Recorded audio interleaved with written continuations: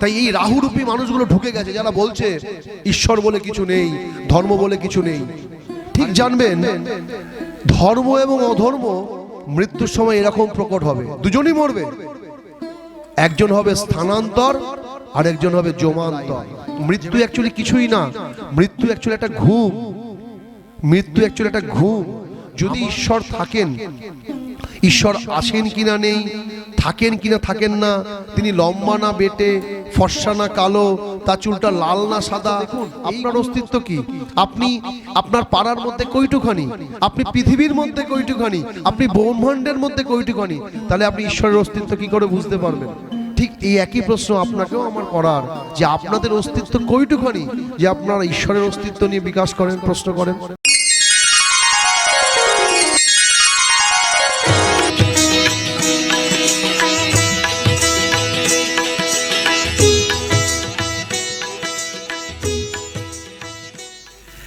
একটি বিষয়ে তিনি আরো প্রশ্ন তুলেছেন, ধর্ম ঈশ্বর বলে কেউ নেই। কিছু স্বার্থবুদ্ধি মানুষ, অবুঝ অসহায় মানুষের মনে ধর্ম ঈশ্বরের নামে মানুষকে শোষণ, নিজেরা পুষ্টি লাভ করেছে। মানুষকে কি বোকা বানিয়ে ঈশ্বর হওয়া যায়? এই বিষয়ে আপনার কাছে কোনো সঠিক উত্তর আছে? যদি থাকে উত্তরটা দিলে আমাদের পক্ষে বুঝতে খুবই সুবিধা হয়। প্রত্যেকটা প্রশ্নই একই গতানুগতিক। আমার আগেও এই প্রশ্নের উত্তর আমি দিয়েছি, এটাকে আর একটু ক্ল্যারিফাই করতে হবে। দেখুন, মানুষ যা প্রশ্ন করে না, সেই প্রশ্নের মধ্যে একটু বিবেচক বুদ্ধি থাকলে জানতে পারি যে প্রত্যেকটা প্রবলেমের মধ্যে তার সলিউশন থাকে, ঠিক প্রত্যেকটা প্রশ্নের মধ্যে তার উত্তরও থাকে। আপনি কি দিন দিন কালো হয়ে যাচ্ছেন? আপনি কি মুখের মেচেতা বা ব্রণের সমস্যায় ভুগছেন? আপনার মুখের ঔজ্জ্বল্য কি দিন দিন কমে যাচ্ছে? আপনি কি শারীরিক দুর্বলতা অনুভব করছেন? রক্তাল্পতা বা পেটের সমস্যায় ভুগছেন? আমাদের মাত্র দুটি প্রোডাক্ট আপনার A to Z সমস্যার নিশ্চিত সমাধান করবে। এটি সম্পূর্ণ পার্শ্ব প্রতিক্রিয়াহীন। এটি আপনার ব্যাড কোলেস্টেরল দূর করে গুড কোলেস্টেরল তৈরি করবে, আপনার ইমিউনিটি বিল্ড আপ করবে। এটি সংগ্রহ করতে আমাদের নাম্বারে যোগাযোগ করুন 9123076770। তিনি নেহাতই আমার কাছে মনে হয়েছে খুব বিশেষ কোনো ব্যক্তি নন যিনি প্রশ্ন করার মতো উপযোগী। তিনি যে বলছেন যে ধর্ম ঈশ্বর বলে কিছু নেই, এটা লোক ঠকানোর জন্য তৈরি হয়েছে, তিনি তার মধ্যেই তার উত্তরটা দিচ্ছেন। দেখবেন, আমরা বলি যখন বাড়ি করি বা কিছু কিনি, এটা না 1 নম্বর ইট না, এটা মানে 2 নম্বর ইট, জানিস তো? তাহলে তুই 1 নম্বর ইট কি করে পাবি 7,000 টাকায়? এটা 2 নম্বর ইট আমরা বলি। আবার কোনো জায়গায় যদি কোনো জিনিস কিনি, গুড় কিনি, শীতকাল আসছে গুড় কিনি, এটা 1 নম্বর খেজুরের গুণ না, দেবী 1 নম্বরে খেজুরের গুণটার ঘ্রাণটা না এরকম না। এই যে যারা বলছে 1 নম্বর না, তার মানে যখনই কেউ বলছে যে ধর্ম নেই, তাহলে ধর্মের অপোজিট পোলটা কি? অধর্ম। তাই যখনই 2 নম্বরই কিছু আছে পৃথিবীতে, তাহলে নিশ্চয়ই 1 নম্বরই মালটাও তো কোথাও আছে। বলেন এটা 2 নম্বরই মাল, এ একদম 2 নম্বরই। তাহলে এই 2 নম্বরই কথাটার উৎপত্তি কেন ঘটলো? আমার কাছে প্রশ্ন তাদেরকে। যেহেতু 1 নম্বরে কেউ বিদ্যমান আছেই, সে যেহেতু 1 নম্বরের খোঁজ পায়নি, তাই সে 2 নম্বরের কাছে রয়েছে। ঠিক একইভাবে যে বলছে ধর্ম বলে কিছু নেই, কারণ সে অধর্মে রয়েছে, 100% অধর্মে রয়েছে, কারণ ধর্মের অপোজিট পোলই হচ্ছে অধর্ম। তাই সে অধর্মের কাছে এতভাবে সমাদৃত হয়ে, তৃপ্ত হয়ে, মৌন হয়ে রয়েছে যে সে ধর্মকে অনুভব করতে পারছে না, যেভাবে দুর্যোধন পারত না। শ্রীকৃষ্ণকে একদিন দুর্যোধন বলছে, মাধব, আমি ধর্ম এবং অধর্ম দুটোই বুঝি, কিন্তু কিছুতেই আমার ধর্মে মন আসে না, আর কিছুতেই আমি অধর্ম ছাড়তে পারি না। তো এই প্রকৃতির মানুষও কিন্তু এখনো বিদ্যমান, যারা ধর্মটা বোঝে, নাহলে বুঝলো কি করে ধর্ম বলে কিছু নেই?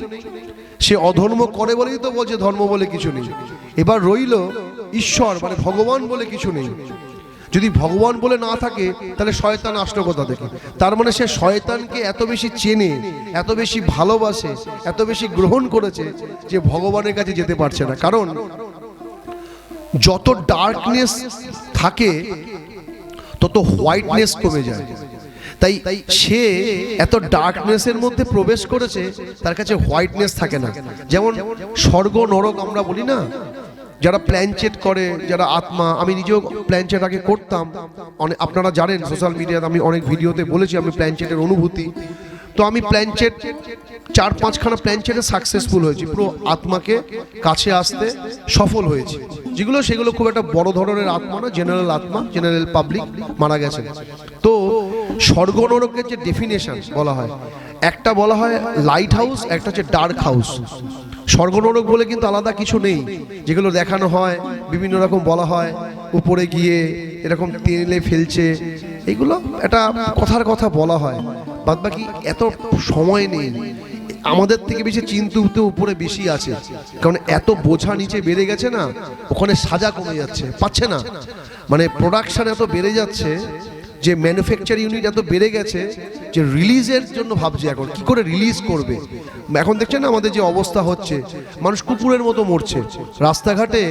আগে কিছু হলে মানুষ ভাবতো, আমার বাড়ি যেখানে, আমি কিছুদিন আগে একটা প্রোগ্রাম থেকে বাড়ি যাচ্ছিলাম, দেখলাম রাস্তার পাশে একটা ছোট্ট বিড়াল ছানা টুকটুক টুকটুক করে যাচ্ছিল, একটা টোটো ধাপ করে মারলো, আর বিড়ালটার এই চোয়াল সমেত পুরো পিষে নাড়ি ভুড়ি বেরিয়ে আসলো, টোটোটা চলে গেল।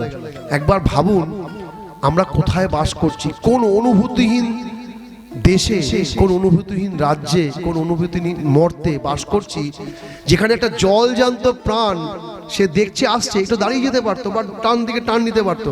ছোট্ট এইটুকুনি বিড়াল ছানা নিজের শিশুর মতো দেখতে অনুভব হয়, তাকে মেরে পুরো পিষে বেরিয়ে গেল যিনি চালাচ্ছিলেন, আর যারা ভিতরে বসেছিলেন তারাও হয়তো দেখেছেন।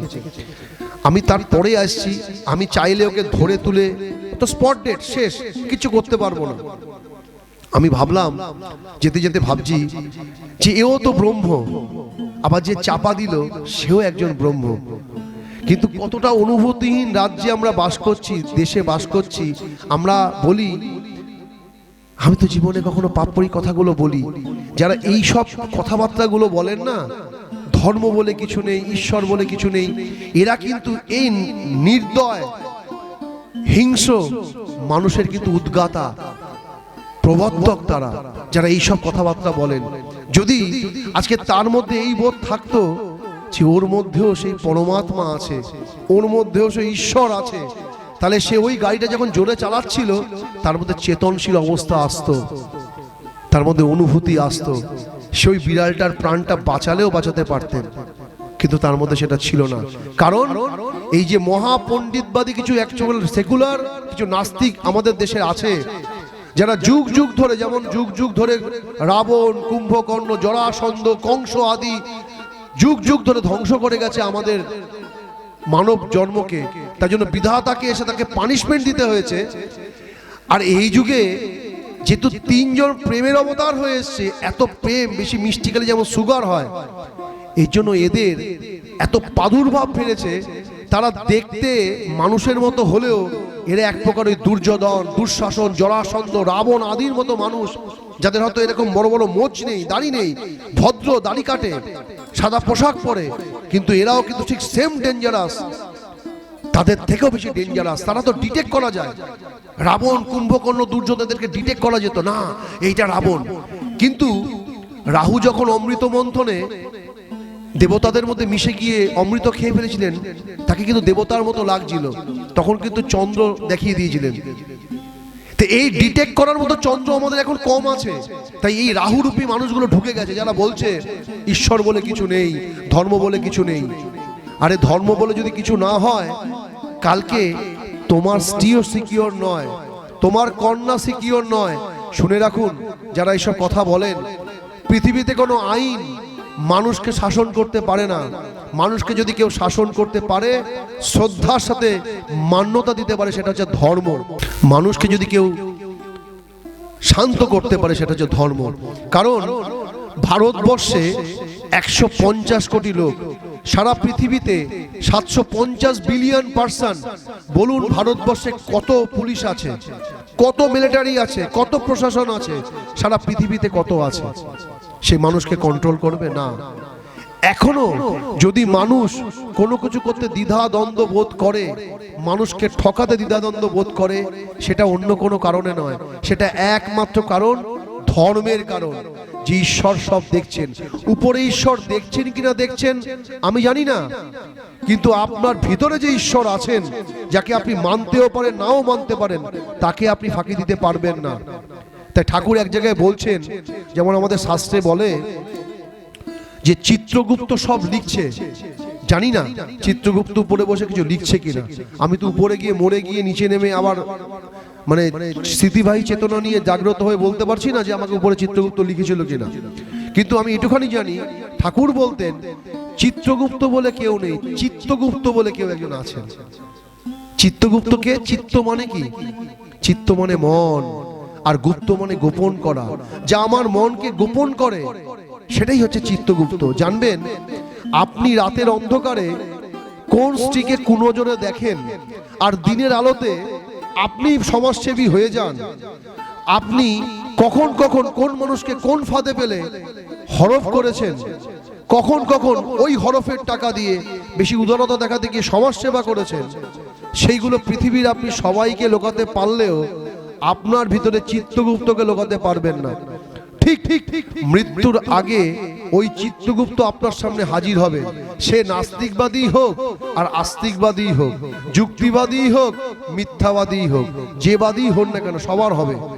কিন্তু প্রশ্নটা হচ্ছে, তখন এই উত্তরের সদিচ্ছা বা এই উত্তরকে বোঝার ক্ষমতা আপনার থাকবে না। তাই সময় থাকতেই বোঝা ভালো। এবার প্রশ্ন জাগে, আপনি যে এত বড় বড় কথা বলছেন, আমাকে তিনি বলতে পারেন আপনি কি মরার সময় চিত্তগুপ্ত আসবে না? হ্যাঁ আসবে, কিন্তু আমাদের মৃত্যু কখনো এরকম দানবীয় হতে পারে না। তার কারণ গীতাতে শ্রীকৃষ্ণকে অর্জুন প্রশ্ন করছেন, মাধব আমি পাপ করলেও মরবো, আবার পুণ্য করলেও মরবো, তাহলে আমার ফালতু ফালতু এত ত্যাগ, এত তিতিক্ষা, এত ধর্ম, এসব করে লাভ কি? তখন শ্রীকৃষ্ণ উত্তরে বলছে বিড়াল যখন ইঁদুর ধরে তুমি তা দেখেছো? বলছে হ্যাঁ মাধব দেখেছি। বলছে বিড়াল যখন ইঁদুর ধরে, ছুঁচো ধরে, কেমন করে ধরে? বলে এই ঘাড়ের এখানে ধরে, একদম ধারালো, পিষে চিবিয়ে ফেলে, কেটে দেয়। বলছে আচ্ছা, যখন বিড়াল ছানা হয় ছোট ছোট, বিড়াল তো তার বাচ্চাকেও নিয়ে যায়, কি দিয়ে নিয়ে যায়? হাত পা দিয়ে? বলছে না না না, মুখ দিয়ে। বলছে কোন মুখ দিয়ে? যেই মুখ দিয়ে ছুঁচো ধরে। বলছে হ্যাঁ হ্যাঁ সেই মুখ দিয়ে।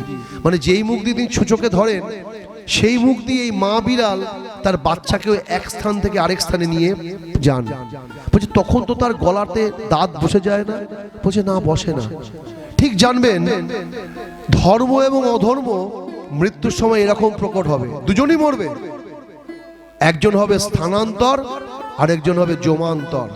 যেভাবে বিড়াল তার ধারালো তীক্ষ্ণ দাঁত দিয়ে চর্বণ করে ঘাটটাকে পুরো ছিঁড়ে ফেলে ছুচোর, যমও সেভাবে ছিঁড়ে ফেলবে অধার্মিক রাবণ কংসরূপে এদেরকে।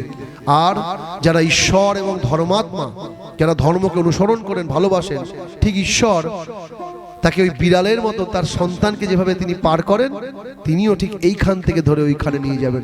ট্রান্সফারেন্ট লাইফ। মৃত্যু অ্যাকচুয়ালি কিছুই না, মৃত্যু অ্যাকচুয়ালি একটা ঘুম। মৃত্যু অ্যাকচুয়ালি একটা ঘুম।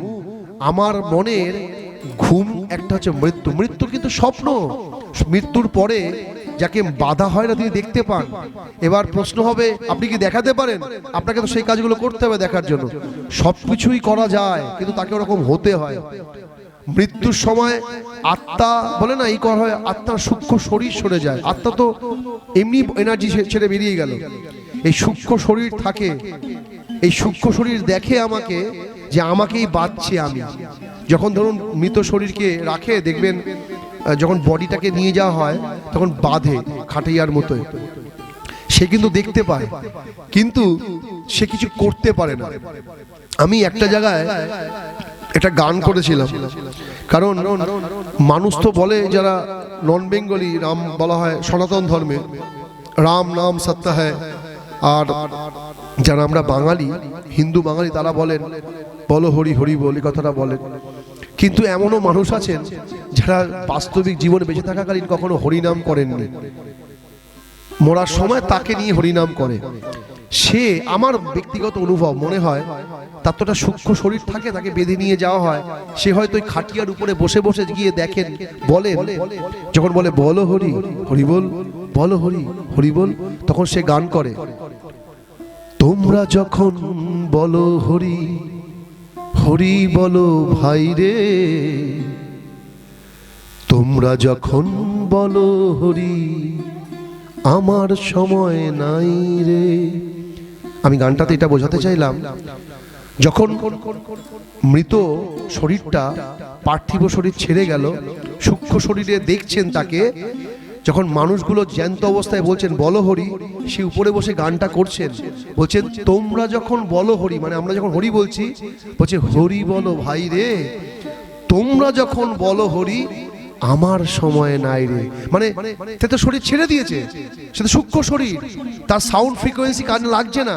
যেমন ধরুন আমরা বলি, চেষ্টা করছি বোঝানোর, গাছের প্রাণ আছে, তাহলে গাছের ক্রন্দনও আছে। আচ্ছা, আপনি কি কখনো শুনেছেন ছোট্ট বাচ্চার মতো উয়া উয়া করে গাছ কাঁদছে? শোনেননি। কিন্তু গাছ কি তার বলে কাঁদে না? নিশ্চয়ই কাঁদে, গাছেরও কথাবার্তা হয়, যদি তার প্রাণ থেকে তাহলে তার শব্দও আছে। কিন্তু উদ্ভিদের, প্ল্যান্টের সাউন্ড ফ্রিকোয়েন্সি এত সূক্ষ্ম যে অ্যানিমেল সাউন্ড ফ্রিকোয়েন্সির মতো নয়।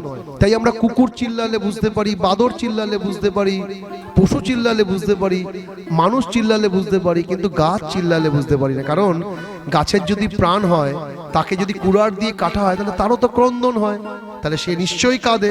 তাহলে কেন আপনি শুনতে পান না? বিকজ আপনার অনুভূতির সাউন্ড ফ্রিকোয়েন্সি এতটাও সূক্ষ্ম নয় যে আপনি গাছের অনুভূতিগুলোকে অনুভব করতে পারবেন। কিন্তু এগুলো বেদজ্ঞ পণ্ডিতরা পারতেন, এগুলো দ্রষ্টা পুরুষরা পারতেন। তাই ঠাকুর রামকৃষ্ণদেবকে একবার মথুরবাবু গরুর গাড়ি করে নিয়ে যাচ্ছিলেন, ঘোড়ার গাড়ি করে নিয়ে যাচ্ছিলেন এক জায়গায়। তো ঘোড়াটা কিছুতেই যাচ্ছে না, তো চাবুক কষিয়ে মেরেছে খাটাপ করে, আর যেই চাবুক মারলেন রামকৃষ্ণদেব পিঠিয়ে ধরে চিল্লিয়ে উঠলেন। এরকম দুবার মারার পরে রামকৃষ্ণদেব নিচে নেমে হেঁটে হেঁটে হেঁটে চলে গেছিলেন। যখন ঠাকুরকে তেল মাখাতে যায়, পিছনে দেখলেন তার গায়ের মধ্যে এরকম 3টে আঁচড়ের কালো কালো দাগ, চাবুকের দাগ। তার মানে ভাবুন, যারা এইসব মহৎ ব্যক্তি কথাটা বলেন, তিনি কি ভগবান দেখেছেন কিনা, তার অনুভূতি রাজ্য কতটা সুদৃঢ়, সেই ঘোড়ার মাঠটাকে নিজের বডিতে অনুভব করলেন। ঘোড়ার লাগলো না, তার লাগলো। আমরা গুরুবন্দনে একটা প্রায়শই বলি, মন্নাথ শ্রী জগন্নাথ মদ্গুরু শ্রী জগৎগুরু মদাত্মা সর্বভূতাত্মা তস্মৈ শ্রী গুরবে নমঃ। এই মদাত্মা সর্বভূতাত্মা মানে ওই যে ঘোড়ার চাবুকের মাঠটাকে রামকৃষ্ণদেব অনুভব করলেন। এটাই তিনি বোঝাতে চাইলেন, আমি ব্যাপ্তভাবে সর্বজীবের মধ্যে, সর্বপ্রাণীর মধ্যে আছি। এমনকি ওই নাস্তিকের মধ্যেও তিনি আছেন। যে নাস্তিক তাকে মানে না, তার ঈশ্বর নিয়ে প্রশ্ন করে, তার ধর্ম নিয়ে প্রশ্ন করে, সেই নাস্তিকতার মধ্যেও তিনি আছেন, এটাও সত্য। তাই যারা এইসব কথা বলছেন, একবার বিবেচনা করবেন, যারা বড় মানুষ, আপনাদের কথার রিফ্লেকশন কি হতে পারে সমাজে। আপনাদের সমাজে এই কথাগুলো কত বেশি মানচিত্র দিতে পারে। যা বললে মানুষের ভালো হয় তাই বলাটাই ধর্ম, আর যা বললে মানুষের ভালো হয় না তাই অধর্ম। যদি ঈশ্বর থাকেন, ঈশ্বর আছেন কিনা নেই, থাকেন কিনা থাকেন না, তিনি লম্বা না বেটে, ফর্সা না কালো, তার চুলটা লাল না সাদা, এইগুলো না জেনে আমি আছি, আমার অস্তিত্ব আছে, আমার বিকাশ আছে, আমার বর্ধনশীল জীবন আছে, তা যাপন করার জন্য কোনো সিস্টেমকে যদি মানা যায়, তা যদি আমার জীবনের জন্য মঙ্গলপ্রদ হয়, তা মানতে ক্ষতি কি? আর সেই মানাটার নাম যদি ঈশ্বরবাদ হয়, তাতেই বা ক্ষতি কি যায় আসে? আপনি মানতেই পারেন তাকে অন্য কিছুতে, কিন্তু ডাইরেক্টলি এভাবে কি কাউকে অ্যাপ্রোচ করা যায় ধর্মের এক্সিস্টেন্স নিয়ে, ঈশ্বরের এক্সিস্টেন্স নিয়ে? আরে আপনি আগে নিজের এক্সিস্টেন্স তো দেখুন, আপনার অস্তিত্ব কি? আপনি আপনার পাড়ার মধ্যে কয়টুখানি, আপনি পৃথিবীর মধ্যে কয়টুখানি, আপনি ব্রহ্মাণ্ডের মধ্যে কয়টুখানি, তাহলে আপনি ঈশ্বরের অস্তিত্ব কি করে বুঝতে পারবেন? দুর্যোধনকে শ্রীকৃষ্ণ এইটুখানি প্রশ্ন করেছিল, বলছে হস্তিনাপুরের মধ্যে তোমার অস্তিত্ব কইটুখানি? আর এই জায়গার মধ্যে, পৃথিবীর মধ্যেই বা হস্তিনাপুরের অস্তিত্ব কইটুখানি? আর এই ব্রহ্মাণ্ডের মধ্যেই বা এই পৃথিবীর অস্তিত্ব কইটুখানি? ঠিক এই একই প্রশ্ন আপনাকেও আমার করার, যে আপনাদের অস্তিত্ব কইটুখানি যে আপনারা ঈশ্বরের অস্তিত্ব নিয়ে বিকাশ করেন, প্রশ্ন করেন। তাই আসুন, যা যা করলে মানুষের জীবনকে সুষ্ঠু সুন্দর করা যায় তাই আমরা মেনে চলি, আমরা ধর্মকে পালন করি। ধর্ম একটা অনুভূতি, আমরা রিয়েলাইজ করি, প্রত্যেকের মধ্যে ভাব আনি। আমরা এই ধর্ম আমাদের শেখায় নারীর প্রতি মাতৃভাব আর সমার প্রতি সমান সমভাব। কিন্তু পৃথিবীর কোনো বিজ্ঞান, পৃথিবীর কোনো আপনি কি দিন দিন কালো হয়ে যাচ্ছেন? আপনি কি মুখের মেচেতা বা ব্রণের সমস্যায় ভুগছেন? আপনার মুখের ঔজ্জ্বল্য কি দিন দিন কমে যাচ্ছে? আপনি কি শারীরিক দুর্বলতা অনুভব করছেন? রক্তাল্পতা বা পেটের সমস্যায় ভুগছেন? আমাদের মাত্র 2টি প্রোডাক্ট আপনার A to Z সমস্যার নিশ্চিত সমাধান করবে। এটি সম্পূর্ণ পার্শ্ব প্রতিক্রিয়াহীন। এটি আপনার ব্যাড কোলেস্টেরল দূর করে গুড কোলেস্টেরল তৈরি করবে, আপনার ইমিউনিটি বিল্ড আপ করবে। এটি সংগ্রহ করতে আমাদের নাম্বারে যোগাযোগ করুন 9123076770। এডুকেশন নারীকে মাতৃজ্ঞান এবং সবার প্রতি সমজ্ঞান শেখাতে পারেনি এখনো অবধি। তাই যে ধর্মকে দিয়ে বিদ্যা অর্জন করা যায় সেটা হচ্ছে প্রকৃত বিদ্যা, আর যে ধর্ম না জেনে বিদ্যা অর্জন করে সেটা কিন্তু মহান ক্রিমিনালও তৈরি করতে হবে। কারণ জানবেন, শয়তানও কিন্তু কম এডুকেটেড নন। যিনি টেররিস্ট ছিলেন, যার নাম ওসামা বিন লাদেন, তিনি কিন্তু বড় মাপের ইঞ্জিনিয়ার, তিনি কিন্তু কম শিক্ষিত নন। তিনি তার শিক্ষাকে কিন্তু ডেস্ট্রয়ের কাজে লাগিয়েছেন। আরেকজন আছেন, তার নাম হচ্ছে ডক্টর APJ আব্দুল কালাম, তিনিও শিক্ষিত ছিলেন, তার শিক্ষাকে কিন্তু উন্নতির কাজে লাগিয়েছেন। তাই আমরা সিলেক্টেড করব, আমরা ধর্মযুক্ত এডুকেশন নেব না ধর্মহীন এডুকেশন নেব। আমি লাদেন হব না APJ আব্দুল কালাম হব, চয়েস আমার। তাই আসুন আমরা সেভাবে নিজেদেরকে গড়ে তোলার চেষ্টা করি, আর আমাদের আগামী প্রজন্মকে সেই ঈশ্বরের প্রতি এগিয়ে নেওয়ার চেষ্টা করি। তাই ভিত্তিহীন প্রশ্নের আমল করবেন না। যতটা পেরেছি ক্ল্যারিফাই করেছি, যদি আরও জিজ্ঞাসা থাকে পরবর্তী কোনো নেক্সট কোনো এপিসোডে নিশ্চয়ই অবতারণা করব। ভালো থাকুন।